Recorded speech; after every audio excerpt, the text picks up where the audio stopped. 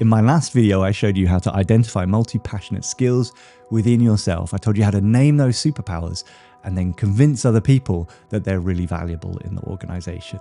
And after that video, I got a question in the comments that said, well, this is all very well and good, but how do I recognize and reward multi-passionate people in my team, curious generalists, multi-potential people? How do I spot them? How do I understand what they value and what they bring to the organization? And then how can I recognize and reward their work? So this video is for you. If you're leading people in a team, if you're working alongside people in a team, how can we recognize and reward curious generalist talent with what we do? So the first thing is being able to spot one. I'm a coach. I have over 700 hours of coaching experience at this point, teaching and learning and mentoring multi-passionate people. I've been a leader in nonprofits, in tech organizations, in the arts. I've got 1 million streams on Spotify. I've fundraised millions of dollars. I've done loads of different things to a relatively high level, but I've often felt unrecognized in all kinds of different organizations. I've often felt that my talents as someone who's able to connect and bridge with inside an organization, they're just not really rewarded properly by the organization. And as a leader, I've always tried to recognize people with skills like mine. Specialists are easily recognized. They often get awards, or they have job titles that tell you exactly what they do. They can be measured against KPIs or performance indicators that really show the depth of their skills. For multi-passionate people, for curious generalists, that's much harder. So we're looking at people here who are able to connect ideas across departments and projects. They often ask big questions that reframe problems. You can spot them because they learn really fast and they adapt really, really quickly. And they probably get pretty bored pretty quickly. They often get disruptive when they do. When everything kind of becomes routine, they sort of switch off, they check out a little bit. But if you can engage them, then they can really keep projects together when things get messy. And in 2025, that's super important. I've been working with nonprofits recently, and well, times are tough out there. Funding's hard to find, political environments are uncertain. It's the same as if you're working in business or the arts, it doesn't really matter. 2025 has been a time of uncertainty. I think multi-passionate people, I think curious generalists are able to bring a kind of resilience to your team, a kind of problem solving and an approach that is creative, that will ensure that in the long term, your team can thrive and survive in whatever environment it faces. So what is the value, I guess, that multi-passionate and curious generalists bring to your team? I think fundamentally they're able to spot patterns that other people miss. And so in doing so, they are able to increase the efficiency of a team. They'll often spot things that are going wrong or going right and help you optimize on that.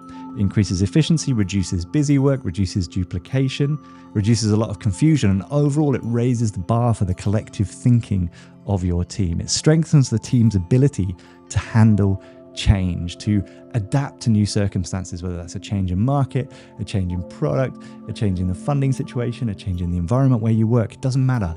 It could be something very practical. It could be something almost theoretical or market-based. It doesn't really matter. Generalists are able to increase the resilience of your team, increase the ability of your team to bounce back and find new ways to solve old problems. The key, however, and the big challenge if you're a leader or if you're working alongside these people, or if you yourself are one, is how do we recognize and reward this kind of work? Before I tell you that, if you like this, please like and subscribe. Every little subscription helps. I'm trying to grow the channel. I've got more videos to come like this. I've got a few in the back catalog as well, so jump around and go and check those out. But let's talk about how to recognize and reward these people. So I think the key difference between specialists are often rewarded and recognized by job titles, by the ability to focus very specifically on a particular project. They're often rewarded by their peers through awards and other types of recognition.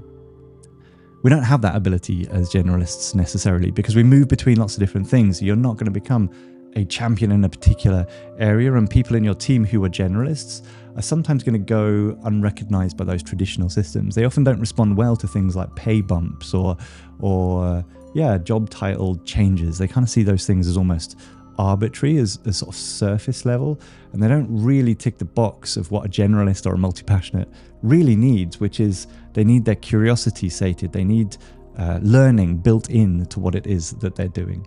And you can do this by involving them very early in complex and cross-team work. If you bring them in early to that kind of project, they'll help to reframe the scope of the project and think about new ways of working. And they'll see that also as a kind of reward. They'll also find it very rewarding if you rotate them across interesting challenges or projects on a relatively regular basis. Specialists might see that as a demotion, like you've been taken off the project. But for a generalist, it's completely different. They often see this as a reward in and of itself. The knowledge, the learning, the change, this is seen as a reward. And by doing this, you're essentially modeling in your team that we really like this kind of behavior. So you also should call out in a kind of public forum when someone has brought a new insight into the team, some kind of synthesis, some kind of problem solving. That's going to really, really help a generalist feel recognized and feel rewarded.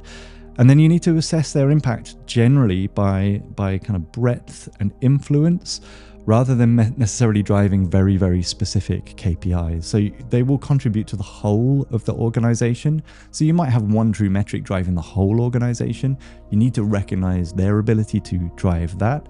But if you try and pin them down to very specific OKRs or KPIs, key performance indicators, then you're going to probably struggle to give them the recognition and the motivation that they deserve, and they will ultimately end up leaving your team. What we're talking about then here really is a shift in mindset, I think. It is a shift for yourself and for the team away from the glamour and the valor of specialization towards also recognizing generalists. And once you do this, you can have multiple types of people existing very nicely alongside each other inside your team. You can start to treat range, you can start to treat breadth as valuable as depth. If you can make this strategic mind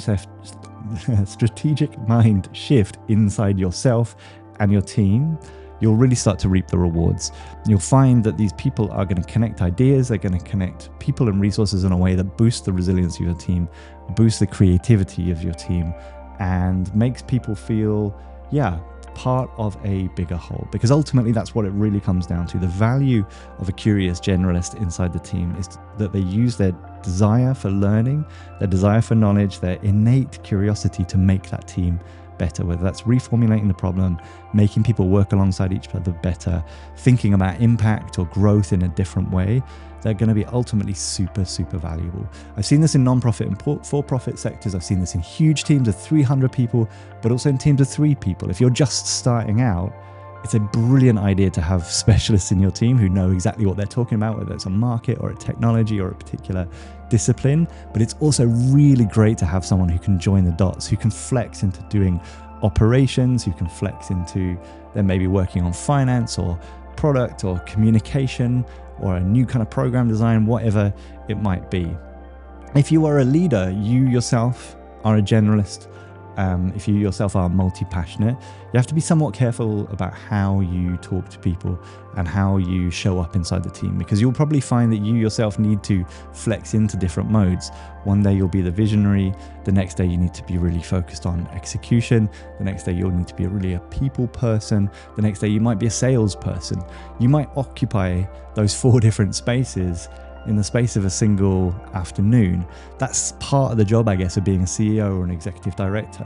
But sometimes it's confusing for your team because they don't know which version of you is showing up. You might be very tolerant of big ideas in one meeting and they're focused on execution in the next. So it's really important that you signpost to your team, hey, this is what the role I'm playing is now. This is what I really care about in this particular moment. But keep reinforcing on the organizational level the values that generalists bring as well as the values that specialists bring. Hope that's been helpful. That's how to recognize and reward curious generalists in your team. If you liked this video, thanks for being here. Please like and subscribe. It really helps. As I say, there are more on the channel. There's more to come. Thanks for being here.